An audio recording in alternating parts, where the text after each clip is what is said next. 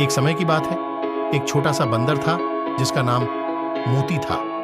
मोती बहुत ही नटखट और साहसी था। वह हमेशा नए नए रोमांच की खोज में लगा रहता था। मोती एक बड़े और घने जंगल में रहता था जिसे लोग जादुई जंगल कहते थे। इस जंगल में अनेक रहस्यमयी बातें थीं जिन्हें जानने के लिए हर कोई उत्सुक रहता था।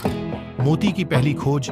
एक दिन मोती ने तय किया कि वह जंगल के गहरे हिस्से में जाएगा जहां अब तक कोई जानवर नहीं गया था। मोती ने अपने दोस्तों से अलविदा कहकर सफर शुरू किया। चलते चलते मोती को एक पुराना दरवाजा मिला जिस पर जादुई चिन्ह बने हुए थे। यह दरवाजा किसी प्राचीन कालीन मंदिर का हिस्सा लग रहा था। मोती ने हिम्मत जुटाकर दरवाजा खोला तो एक अद्भुत दृश्य उसकी दरवाजे के भीतर एक और दुनिया थी जहां मोती ने कई जादुई प्राणियों को देखा। वहां एक जादुई हिला हुआ था जो मनचाही जगह पर ले जाता था। मोती ने उस हिले को छुआ और अचानक वह एक सुंदर सी नदी के किनारे पर था। नदी के पास एक सुनहरी मछली थी जिसने मोती से कहा, मैं तुम्हें एक विशेष रहस्य बता सकती हूँ, पर तुम्हें मेरी मदद करनी होगी। मोती ने सहर्ष उसकी मदद करने की बात कही। सुनहरी मछली ने बताया कि नदी के उस पार एक बड़ा खजाना है, लेकिन उसे पाना किसी महापुरुष के बस की बात है। मोती ने अपनी हिम्मत दिखाई और नदी के उस पार जाने का फैसला किया।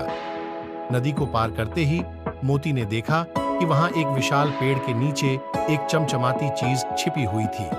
मोती ने अपनी चपलता से खजाने को निकालने की कोशिश शुरू कर दी। उसने देखा कि खजाने पर एक प्राचीन मंत्र लिखा हुआ था। मोती ने वह मंत्र पढ़ा और खजाने को छू लिया।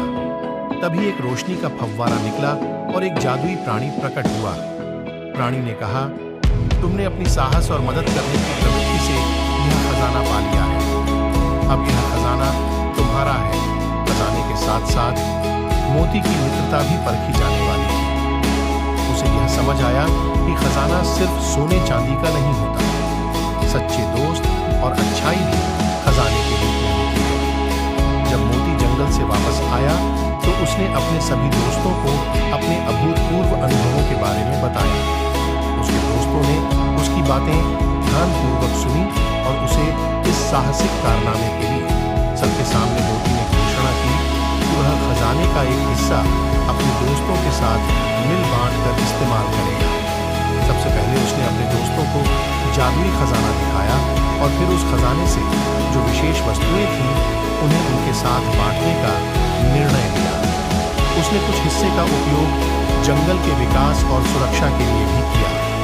उसने कुछ धन से पेड़ों की रक्षा और मोती की उदारता और साहस के चलते वह जंगल और उसके साथी जंगली जीवों के दिल में बस गया।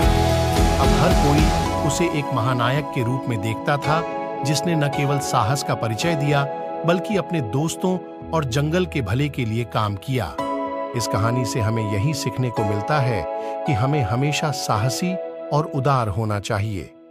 सच्चा खजाना वह है जो हमारी अच्छाइयों